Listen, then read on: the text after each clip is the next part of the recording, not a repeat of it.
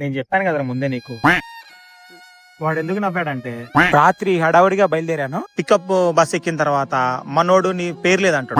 నా పేరు ఎందుకు లేదు, ఇప్పుడే 10 నిమిషాల ముందే బుక్ చేసుకున్నానని నేను. మనోడు పేరు లేదన్నా ఒకసారి డేట్ చూసుకుంటే, డేట్ చూసుకున్న తర్వాత అర్థమైంది ఏంటంటే నేను 26 కి బుక్ చేసుకున్నాను. అదే అరుణాచలంకి వెళ్తానని చెప్పేసి వీరంగా వాడొచ్చాను.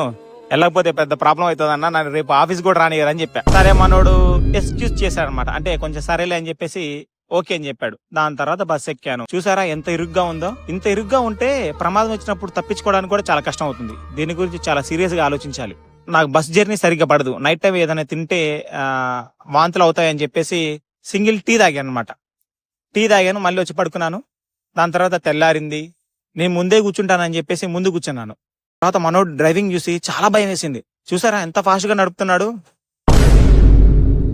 నా తమిళనాడు వందిరికే. ఏంది తమిళ్ వచ్చేస్తుంది. ఓహో ఇప్పుడే బార్డర్ క్రాస్ చేసినందుకేమో.